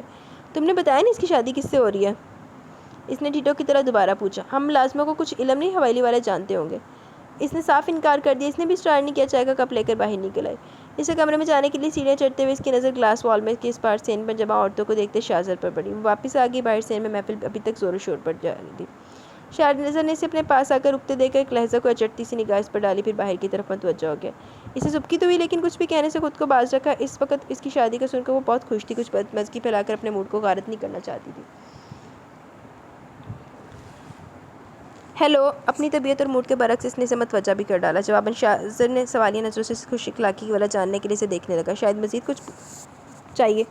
چائے پیو گے؟ آنکھیں پھیلا کر کھڑے کھڑے اس نے اپنا کپ اس کی طرف بڑھاتے ہوئے پہل کی۔ وہاں سب کے ساتھ بیٹھے ہوئے اس نے سوچا تھا کہ وہ اس کے ساتھ اب نہیں جھگڑے گی، اور اپنی سوچ پر عمل درآمد کرنے کے لیے اب وہ اس سے مخاطب بھی تھی۔ نو شکریہ۔ بہت سخت جواب موصول ہوا۔ مشال صرف دیکھ کر رہ گئی۔ یہ شخص کبھی نہیں سدھر سکتا۔ بھابھی کا کہنا تھا کہ وہ بہت اچھے دل کا مالک ہے، لیکن مجھے تو محسوس ہوتا ہے کہ دل نام کی کوئی چیز بھی اس کے پاس نہیں ہے، بلکہ اس سے بالکل ناواقف ہے۔ پاپا کہتے ہیں کہ خوبصورت لوگ اور اچھی آفرز کو کبھی ریجیکٹ نہیں کرنا چاہیے۔ میں تو ساری عمر پچھتاوے پیچھا نہیں چھوڑتے۔ بڑے بیڈ لگ ہو، پہلی دفعہ خود چل کر آئی تھی تمہاری طرف، لیکن تم اوکے ایز یو وش۔ ہر کوئی ہم جیسی آفرز تھوڑی کرے گا۔ مجھے تو چائے کی طلب بہت ہو رہی ہے اور نیند بھی آ رہی ہے۔ وہ دلکشی سے مسکرائی تو اس کے چہرے کا دلکش و مسحور کن تاثر بھی مسکرانے لگا۔ وہ جیسے دیکھ رہا تھا کڑے تیوروں سے وہ اس کی بات کا مفہوم بہت اچھی طرح سمجھ چکا تھا۔ چہرے پر ناپسندیدگی کے تاثرات بہت واضح تھے، آنکھیں شرارے اگلنے لگی۔ شٹ اپ مشال، اور کتنا گرو گی اپنے مقام سے؟ اگر باہر سے ان عورتوں سے نہ بھرا ہوتا تو وہ اس کے اس بے حیا شرمناک آفر پر اس کا منہ ہی توڑ دیتا۔ بمشکل آواز کو دھیمی رکھ کر بولا۔ وہ بے اختیار مسکراتی کپ ہونٹوں سے لگا کر پلٹی، پھر رک گئی۔ شاہزادہ بہت لوز ٹیمپر تھا، سو جلدی بول اٹھا تھا۔ وہ مزہ لیتی رہی اس کی بات کا، جیسے اس نے اسے ایوارڈ سے نوازا ہو۔ لاکھ لعنت، لاکھ لعنت۔ اپنی عزت آپ ہی کٹان دی، لعنتی عورت۔ تم نے تو اس دن بڑے دھڑلے سے کہا تھا کہ تم اپنے بڑوں کی روایات کے کہے کہ بہت پاس دار ہو، اب کیا ہوا ہے؟ اس کا انداز اشتعال دلانے والا۔ Shut up and you get lost. وہ غرا کر چیخا۔ وہ بے اختیار مسکرا گئی۔ بڑی طنزیہ ہنسی تھی۔ وہ مزید بھڑکنے لگا، لیکن خود کو مزید کچھ کہنے سے باز رکھنے کے لیے ہونٹ دانتوں تلے دبا لیے۔ مشال اس کی بے بسی کا مزہ لیتی رہی، شاید اس کا مطلب پورا ہو چکا تھا۔ میں تو جا رہی تھی dear cousin, okay good night. وہ آرام سے سیڑھیاں چڑھتے اوپر اپنے کمرے میں آ گئی۔ رات کے 12 بج رہے تھے، لیکن حویلی میں کافی رونق لگی ہوئی تھی۔ وہ چائے ختم کر کے بستر پر لیٹی تو فوراً سو بھی گئی۔ آج باقی راتوں کی برعکس ذہن بہت مطمئن اور رسودہ تھا، اس لیے لیٹتے نیند مہربان ہوگی۔ لاکھ لعنت تیرے تھی، زندگی تھی لعنت، بغیرت عورت، لعنتی عورت۔ وہ صبح اٹھ کر سین میں چلی آئی تھی، گلابوں کے گنچوں کے قریب بیٹھ کر یوگا ایکسرسائز کرنے لگی۔ بالوں کی کس کر چٹکیاں باندھ رکھی تھی، ٹریک سوٹ میں ملبوس، دونوں ہاتھ گھٹنوں پر رکھے، دونوں پاؤں ایک دوسرے کے ساتھ ملا کر آنکھیں بند کیے لمبے سانس لے رہی تھی، جب اپنے پاس ایک اجنبی آواز پر چونکی۔ السلام علیکم۔ اس آواز پر اس نے فوراً آنکھیں کھول دی۔ مشال کی نظروں کی تلاش پاؤں سے شروع ہو کر سر پر جا کر ختم ہوگی۔ وہ جو کوئی بھی تھا، بہت زبردست پرسنالٹی کا مالک تھا، بلا کا حسین نوجوان اس کے لیے اجنبی بھی تھا۔ ہر روز ایک سے ایک اجنبی چہرہ اسے دیکھنے کو مل رہا تھا۔ وہ اسے سرتاپا گھورنے لگی۔ میں شامیر ہوں۔ اس نے مسکراتے صرف نام بتایا، باقی وہ پہچان کی، پھر رسماً مسکرا دی۔ Hello, I am Mishal. Really you are Mishal? مجھے تم سے مل کر خوشی ہوئی، برجستہ بولا وہ دھیمے سروں سے ہنسنے لگی۔ شامیر نے اسامہ کی طرح بلکہ اس سے بھی مختلف سب سے منفرد انداز میں جواب دیا تو اس کی نظر میں بہت جچا۔ میں کراچی میں MBA کر رہا ہوں. رات کو شاہ بھائی کی شادی کے سلسلے میں یہاں پہنچا ہوں. میری صبح خیزی کی عادت ہے، اگرچہ رات 3 بجے سویا تھا، صبح جلدی آنکھ کھل گئی. آپ کو یہاں بیٹھے دیکھا تو کمرے سے نکلا، باقی ابھی کسی سے ملاقات نہیں ہوئی. اس نے اس کی انفارمیشن پر سر ہلا دیا.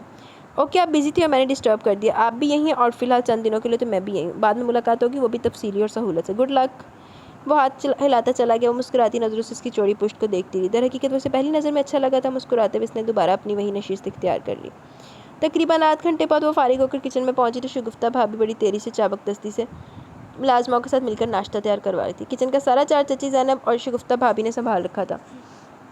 اپنی نگرانی میں وہ کھانا تیار کرواتی تھی. بڑی اماں ہر وقت تسبیح ہاتھ میں لیے ادھر سے ادھر ملازماؤں کو حویلی کے دوسرے کاموں کے سلسلے میں ہدایات جاری کرتی نظر آتی. سب لڑکیاں تعلیم حاصل کر تھی. علیشہ اس سال انگلش میں ماسٹر کے پیپر دے کر فارغ ہوئی تھی. عشاء نے اسی سال گریجویٹ کا امتحان دیا تھا.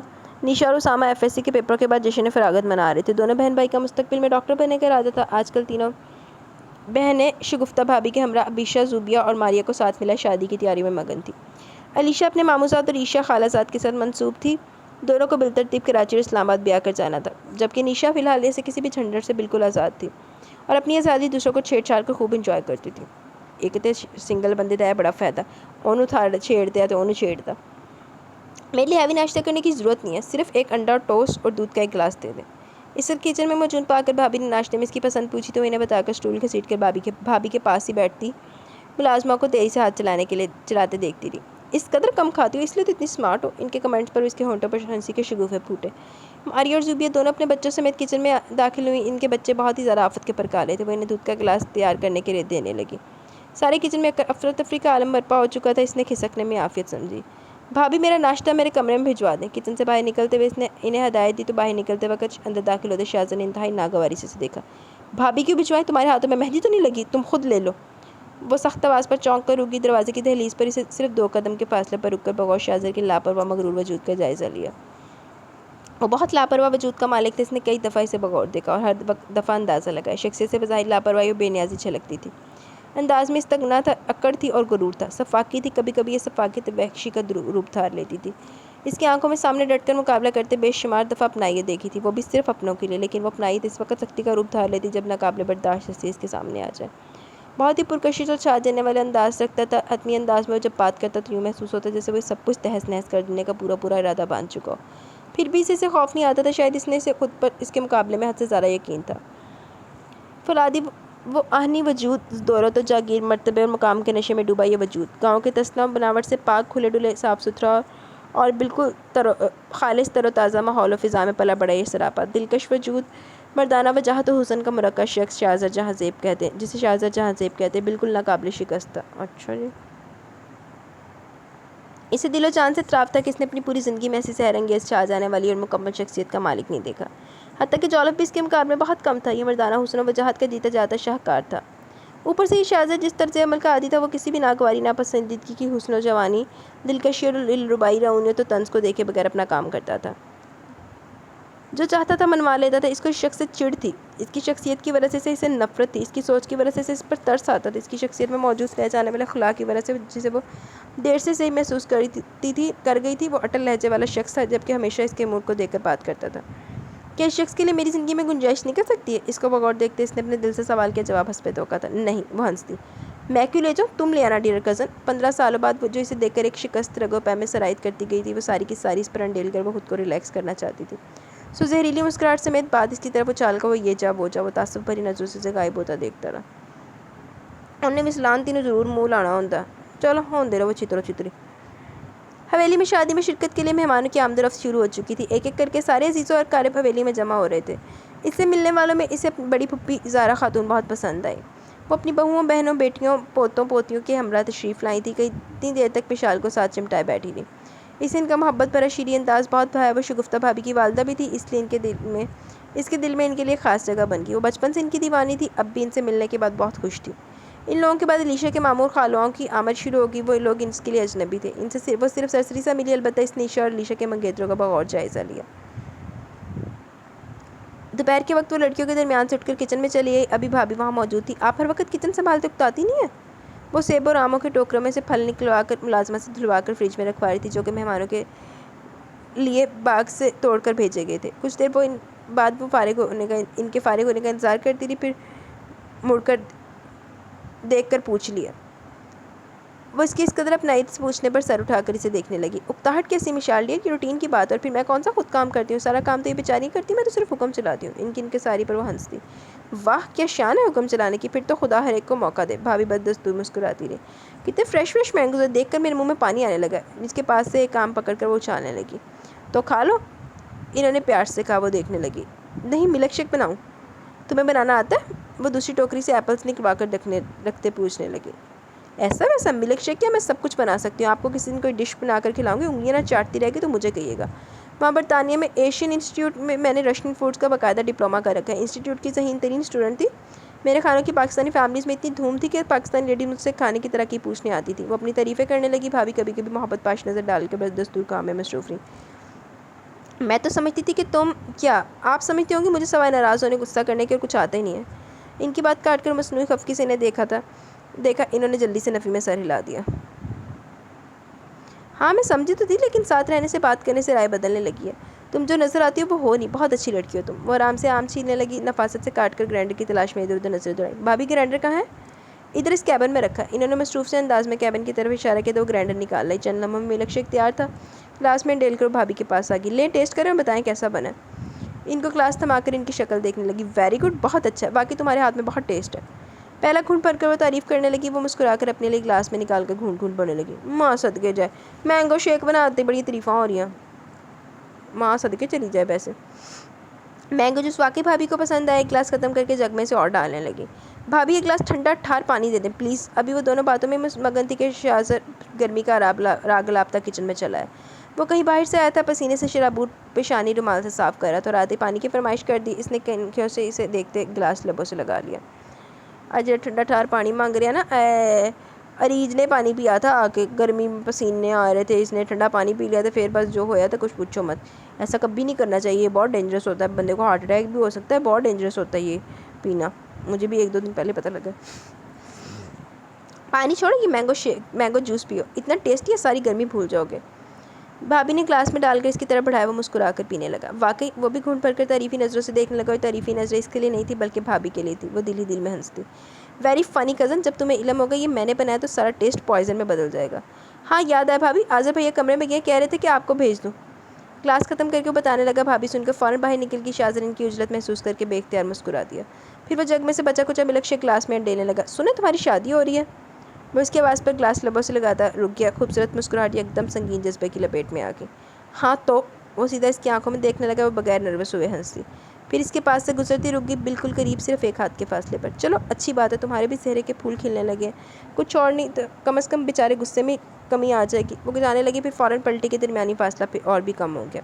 کندھوں پر بکھرے بال ایک دم لڑک کر سائڈ پر ہو گئے۔ اتنی قاتل انداز تھا کہ وہ قابل بھی تیکھے چتون کا مالک تھا۔ اور ہاں، ملک شیک کی تعریف کرنے کا شکریہ۔ شاید تمہیں علم نہیں ہے کہ یہ میں نے بنایا تھا، اور انجانے میں سے ہی تم میری تعریف کر گئے ہو، میری یعنی مشال شاہ کمال کی۔ پلٹ کر جاتے جاتے اپنے کندھے سے شاہزر کے کندھے کو چھو کر دل جلانے والی ہنسی ہنستے اس کے غصے کے گراف ایک دم 100 ڈگری سے بھی اوپر پہنچا گئی۔ جس تیزی سے مشال نے اس کے کندھے سے اپنا کندھا مارا تھا، اسی تیزی سے باہر میں نکل گئی۔ پیچھے وہ گلاس ہاتھ میں تھامے اس کی حرکت پر کھولتا سر کو بار بار نفی میں جنبش دینے لگا۔ تم اچھا نہیں کر رہی مشال، بالکل اچھا نہیں کر رہی، بہت نقصان اٹھاؤ گی تم۔ اس کی آنکھوں میں جلال کی بجلیاں کوندنے لگی۔ غصہ حد سے بڑھا تو اس نے گلاس کچن کے فرش پر دے مارا۔ گلاس فرش پر گر کر کئی ٹکڑوں میں تقسیم ہو چکا تھا۔ اس میں موجود جوس کچن کے فرش پر بہہ رہا تھا اور ہر طرف ٹوٹے ہوئے گلاس کے ٹکڑے میں مشال کا منقسم وجود دیکھ رہا تھا۔ دل و دماغ دھوئیں سے بھر گئے اور سنک میں برتن دھوتی ملازمہ حیران اس کے سرخ چہرے کو دیکھنے لگی۔ وہ سمجھ نہیں پائی تھی کہ شاہزر نے گلاس کیوں توڑا۔ یار یہ عورت واقعی بہت غلط کر رہی ہے، اب کل کو یہ انتقام لینے کے اوپر اترا تو پھر مشال دے پیچھے کی بچے گا پلے؟ لانتی عورت، اپنے ہن بوری تے بعد چونے کٹنا۔ اس کے دماغ میں جو فوراً برطانیہ پلٹ جانے کا خبر سوار تھا، وہ شاہزر کی شادی کا سن کر اب اتر چکا تھا۔ اب اس کا ارادہ مزید کچھ عرصہ رہنے کا تھا۔ ماں پاپا تو یہاں آ کر بالکل بدل گئے تھے۔ اب عیشا یوں ان کے رنگ میں رنگ گئی جیسے برسوں سے یہاں مقیم ہو، اور وہ ایک خود تھی جو بظاہر مطمئن ہو گئی تھی، لیکن کبھی کبھی نہ چاہتے ہوئے بھی شاہزر سمیت سب کے ساتھ طلب کلامی یا بدتمیزی کر جاتی۔ وہ اپنے طور طریقوں اور انداز و اطوار کو نہیں بدل پا رہی تھی، اور وہ بدلنا چاہتی بھی نہیں تھی۔ اس کا خیال تھا کہ اسے کون سا ساری عمر یہی رہنا یا یہ رشتہ داریاں نبھانی، بس اس کا یہ ہر عمل اس کی سوچ کا ترجمان تھا۔ سنو، یہاں حویلی میں تم لوگوں کے پاس کتابیں نہیں ہیں؟ وہ سب کے کمروں میں جا چکی تھی، سوائے کورس کی کتابوں کی اسے وہاں اور کوئی کتاب دکھائی نہ دی، اور وہ خود کتابوں کی شیدائی سارا دن واک مین لگائے میوزک سن کر اب ایک ہی طرح کی روٹین سے بور ہو چکی تھی۔ مہمانوں کے پاس وہ زیادہ بیٹھتی نہیں تھی، صرف جیسے الیشا اس کے کمرے میں اسے پوچھنے لگی، ہاں کتابیں تو ہیں لیکن وہ ساری کی ساری شاہ زر بھائی کے کمرے میں. انہیں کتابیں جمع کرنے کا خبر ہے اور ان کے پاس اس وقت بھی کتابوں کا ایک زبردست کلیکشن ہے. وہ اس کی بات سن کر وہ سوچ میں پڑ گئی. وہ سب کے کمرے میں آسانی کے ساتھ آتی جاتی تھی. ساری حویلی کے کمرے دیکھ چکی تھی سوائے شاہ زر کے کمرے کے. ابھی تک وہ اس کے کمرے کے قریب بھی نہیں پھٹکی تھی. اس کی وجہ ایک تو شاہ زر کا رویہ تھا, دوسرا اپنی غیر دلچسپی تھی. اس کے دل میں اس کے کمرے میں جانے کی کوئی خاص حسرت بھی نہیں پیدا ہوئی تھی. بس کبھی کبھار سامنا ہو گئے تو اسے زج کرنے کی ساری حدیں پار کر دی. شاہ زر کا کمرہ نیچے بھابھی وغیرہ کے کمروں کے ساتھ تھا, جبکہ اس کا اپنا کمرہ علیشا, عیشا, بیشا اور نیشا کے کمروں کے ساتھ دوسری منزل پر واقع تھا. اب افسوس ہو رہا تھا پہلے ہی کیوں نہیں گئی اس کے کمرے میں. اور اب شاہ زر کا ہے. ٹھیک سے تو مجھے بھی علم نہیں, لیکن اتنا جانتی ہوں کل دوپہر کے بعد بڑی امی کو بتا رہے تھے کہ وہ سارا اماں کو لینے شہر جا رہے ہیں. اس کے علاوہ انہیں وہاں کچھ کام بھی ہے. آج شام تک ہی واپسی ہوگی. اس کا جواب سن کر ایک دفعہ پھر سوچ میں پڑ گئی. ایک فیصلے پر پہنچ کر کھڑی ہوگی. سنو, آؤ اس کے کمرے میں چلتے ہیں, مجھے کچھ کتابیں لینی ہیں. لیکن شاہ بھائی اپنی کتابیں ہر کسی کو لینے نہیں دیتے, اور بغیر اجازت کے تو کوئی ان کی کتابوں کا ہاتھ بھی نہیں لگا سکتا. ابھی وہ حویلی میں نہیں ہے, جب ہوگا میں خود نپٹ لوں گی. فی الحال تو چلو تم ساتھ. وہ اس کا ہاتھ تھام کر نیچے آ گئی. علیشا دل میں اس کی ہمت کی داد دیتی ساتھ ہولی. کمرے میں آ کر وہ 400 جائزے لینے لگی. بیڈ روم بہت خوبصورتی سے ڈیکوریٹ کیا ہوا تھا. خاص طور پر کمرے کی لوکیشن بہت سوٹیبل تھی. ہر چیز سے اس کے مالک کی عمارت اور ذوق کا اندازہ ہو رہا تھا. بڑے دل والا یہ شخص بھی. چاروں طرف دیکھنے کے بعد اسے کہیں بھی کتابیں نظر نہیں. کتابیں کہاں ہیں؟ کمرے کے جائزے لیتے وہ علیشا کو دیکھنے لگی. کتابیں ادھر ہیں. وہ اسے ساتھ لے کر کمرے میں موجود دروازے سے دوسرے کمرے میں داخل ہو گئی. یہ کمرہ دیکھ کر وہ مزید پہنچ کر رہ گئی. یہ بات نہیں تھی کہ اس نے ایسا کمرہ نہیں دیکھا تھا, لیکن یہ کمرہ شاہ زر کا تھا. اسے یہ بات ہضم نہیں ہو رہی تھی. کیا یہ واقعی شاہ زر کا کمرہ ہے؟ اس کا انداز پرزور تھا. جی ہاں جناب, یہ واقعی انہی کا کمرہ ہے. کمرہ حویلی میں موجود سب کمروں سے زیادہ ہوادار, کھلا, وسیع, خوبصورت اور نفیس تھا. ایک طرف ڈریسنگ روم کے طور پر استعمال ہو رہا تھا تو دوسری طرف سے اسٹڈی کے طور پر. لیفٹ سائڈ دیکھنے سے ڈریسنگ روم, رائٹ سائڈ دیکھنے سے اسٹڈی کا نقشہ پیش کرتا تھا. کمرہ ایک ویل کلچرڈ اور نفیس سے انسان کا معلوم ہو رہا تھا. پرانے نوادرات ہر جگہ دکھائی دے رہے تھے, جبکہ اس کی اپنی رائے شخص کے بارے میں بالکل مختلف تھی. وہ تمام سوچوں کو جھٹکتے کتابیں دیکھنے لگی. علیشا سے کتابوں میں گم ہوتا دیکھ کر واپس چلی گئی. واقعی اس شخص کے پاس کتابوں کا بہت اچھا کلیکشن تھا.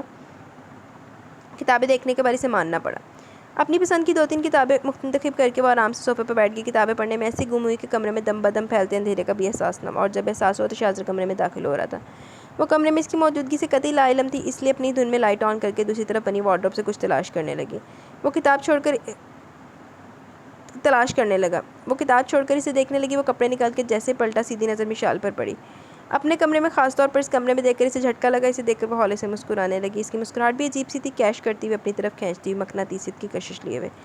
ہیلو. اس کی حیرت کو اس نے اپنی آواز سے کم کرنا چاہا. تم یہاں کیا کر رہی ہو, اور میری کتابیں کیوں پکڑی ہوئی ہیں؟ اس کے ہیلو کو کسی بھی خاطر میں لائے بغیر غصے سے پوچھنے لگا. علیشا بتا رہی تھی کہ اس کمرے میں بہت اچھی کتابیں, بس انہی کی تلاش میں تمہیں یہاں دکھائی دے گی. کیوں, برا لگا؟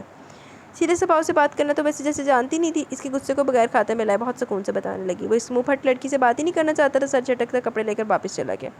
وہ بات لے کر دوبارہ اس کمرے میں آیا تو وہ ابھی تک وہیں موجود تھی. اس کی بھویں تن گئی. وہ سمجھا تھا کہ وہ چلی گئی ہوگی, لیکن وہ اسی طرح کتابوں میں گم تھی. کوفت اس پہ بری طرح سوار ہونے لگی. وہ چند قدم بڑھا کر اس کی طرف ہی آ گیا. وہ پہلی نظر سے لے کر اب تک اسے ایک ہی حلیے میں دیکھ رہا تھا, جینس شرٹس اور ٹراؤزر میں. اس وقت بھی وہ اپنے سابقہ بے ڈھنگی اور قابل اعتراض حلیے میں تھی. یہ شاید اس کا یہ حلیہ صرف اسے قابل اعتراض لگتا تھا. دوسری طرف مشال کا موڈ بھی آج کسی بھی قسم کی جھڑپ اور آتش فشانی کے لیے تیار نہیں تھا. شاہ زر کو تلوار کی طرح اپنے سر پر لٹکتے دیکھ کر جلدی سے کتابیں سمیٹ کر جانے لگی. سنو, تمہارے پاس کوئی ڈھنگ کے کپڑے نہیں ہیں؟ وہ کوشش کے باوجود خود کو یہ کہنے سے نہیں روک پایا. جلدی جلدی قدم اٹھاتی مشال رک گئی. حیران ہو کر اسے دیکھنے لگی. اس کی نظریں اپنے وجود کے اندر تک اترتی دیکھ کر بغور اپنا جائزہ لیا. ویسے شاہ زر نو نا سکون نہیں ہے, جو چلی سی منہ بند کر کے جان دیندا انہوں. اسے تو ان کپڑوں میں کوئی اعتراض دکھائی نہ دیا. وہ ہمیشہ ایسی ڈریسنگ کرتی تھی. البتہ یہاں آنے کے بعد ابیشر ماما کے بار بار ٹوکنے پر کبھی کبھی اسکارف لے لیتی تھی, اور اس وقت بھی اس نے اسکارف لیا ہوا تھا, جو کہ جلدی وہ وہیں صوفے پر ہی بھول کر جا رہی تھی. کیا ہوا ان کپڑوں کو؟ اس کا ارادہ آج گولہ باری کا نہیں تھا, لیکن شاہ زر کی نظروں میں چھپا زہر لہجے سے چھلکتی گہری آگ, اور جس انداز میں اس کی نظریں اس کے وجود کو چھید رہی تھی, یہ سب اس کے لیے ناقابل برداشت تھا. اس کی نظروں کی کاٹ لہجے کی آنکھ میں مشال کا رواں رواں جھلسا آ گئی تھی, لیکن وہ پھر بھی تحمل سے پوچھنے لگی. تمہیں اپنا تماشا بنوانا مقصود ہے تو بس صد شوق اسی دیس میں رہتی جس کا یہ نام نہاد کلچر لیے تم یہاں آئی ہو. ہم لوگوں کی اس علاقے میں بہت عزت ہے, لوگوں کی نگاہوں میں ایک خاص مقام ہے. ہم تم اپنا تماشا نہیں بنوانا چاہتے, اس لیے آئندہ تم مجھے اس حلیے میں کبھی نظر نہ ہو. وہ صاف صاف بات کرنا پسند کرتا تھا, لگی لپٹی نہیں رکھتا تھا. اس کا کھڑا لہجہ مشال کے لیے زہر کھن تھا. وہ غصیلی نظروں سے گھورنے لگی. کسی نے بھی آج تک اس کے حلیے پر اعتراض نہیں کیا تھا سوائے بیشر اور مام پاپا کے, اور یہ شخص بار بار اس کی تذلیل کر رہا تھا. اب کی باری سے یہ برداشت نہیں ہوا. کیا ہے عزت تم لوگوں کی, اور کتنا مقام ہے, میں اچھی طرح جانتی ہوں. اپنی ایک گھٹیا سوچ اور شرمناک نظر کسی اور کو دکھانا مجھے نہیں. تم میرے گارجین نہیں ہو, اور جو تم نے کہا کہ میں فوراً مان لوں, اس لیے آئندہ اتنی انرجی ویسٹ کرنے کی ضرورت مت بیٹھ جانا. مسٹر شرافت اور تہذیب کے علمبردار.